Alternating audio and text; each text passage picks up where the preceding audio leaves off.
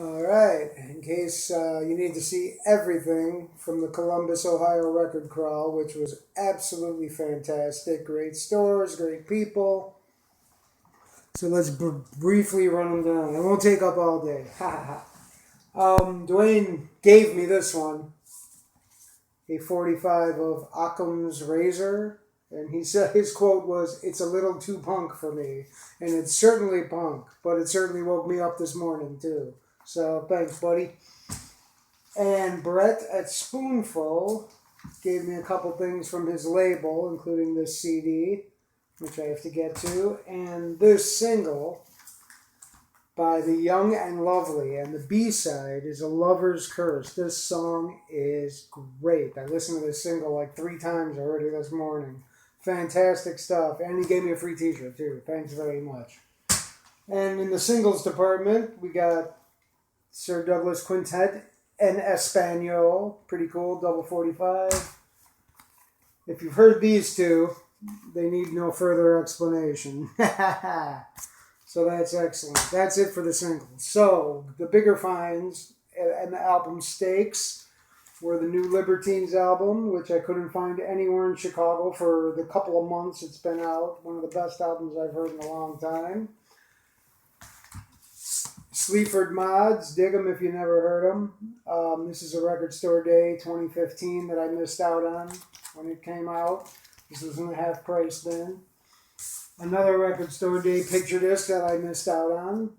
One of my favorite albums of all time, The Holy Bible by the Mighty Manic Street Preachers.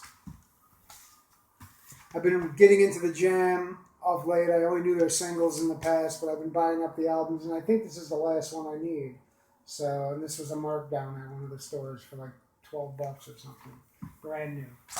And another favorite of mine, Roxy Music, first album. I had an original copy of this, and it died in a flood.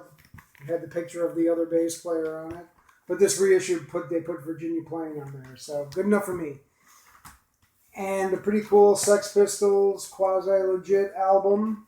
Kind of a best of the bootlegs thing. Stuff from the Spunk demo and live stuff and the alternate version of My Way. So that's pretty cool.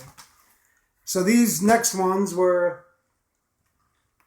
more than $1, less than 10, the middle period. Can't go wrong with P-Funk. I think Clinton did pretty good at the Benghazi hearings. This is the other Clinton.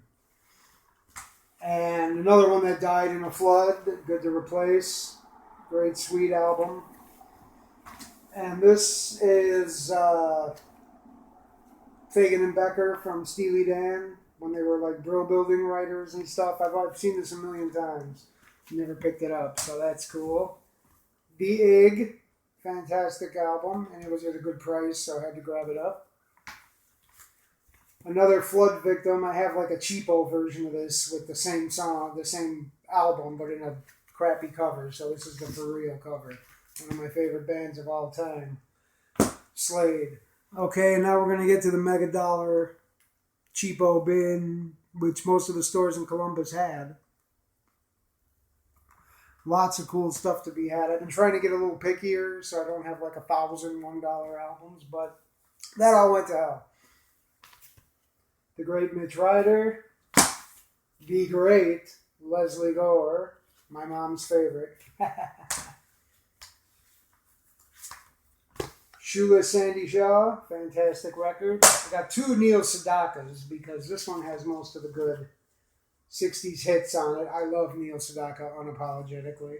And this one I got just because it has I Go Ape, which is one of his coolest songs, and I don't have it on any on vinyl anywhere. I don't even know if I have it on CD, but don't let him tell you wrong. Neil's the way to go, man.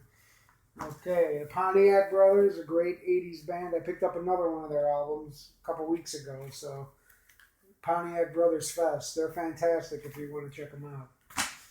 This one I already have. I should have known, but she's great, so someone will want this. I might have this one. I didn't even check yet, but if I don't, I love Jackie DeShannon, so that's cool. I got 2, count them, Elvis albums for $1 each. King Creole, every song on this record is great, and you can't say that for many Elvis albums beyond the first one, But this is a fantastic album. His best soundtrack by far. This one, a little less so. But there are some good songs on here, and a few I don't even remember hearing, so this ought to be a lot of fun. Julian Cope is great, and there's two great covers on here. There's Levitation by the 13th Floor Elevators and Non-Alignment Pact by Perubu. So I'm very interested to check those out. The Great, Maddox Brothers and Rose. You can't pass these up for a buck. They're a riot. And there's a couple Hank Williams tunes on here too, so that's going to be great. This is one of my favorite Nick Lowe albums, which I think I only have on tape or something. But yeah, can't pass that up for a buck. He hates this album too, but it's fantastic. I can't believe I don't have this album, and for a buck, I like the two covers on here. Going to a Go-Go and 20 Flight Rock, so for a buck, it's worth it just for that, right? This was a pretty good find, the Raspberries. I like them, and yeah, for a buck, you can't pass this up. So great album. I like the other guy's songs too, not just Eric Kerman. So that's cool to have. And what else we got here? Oh, Marianne Faithfull, 12-inch single. Both of these songs are great, so that's cool. Get Your Rock On with UFO. Michael Schenker is like the only heavy metal deedly guitar player I like. Pretty much it. So anything UFO is pretty cool to think.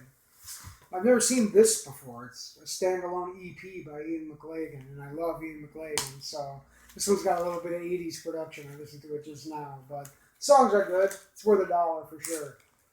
And I will broach no argument that the Village People are great, and this is their best album, too. Fantastic boogie music, you know what I'm saying? So it was quite a crawl and a lot of fun, and now I got a lot of time to set aside to listen to all this stuff. So thanks, everybody, and I had a great time, and keep digging them.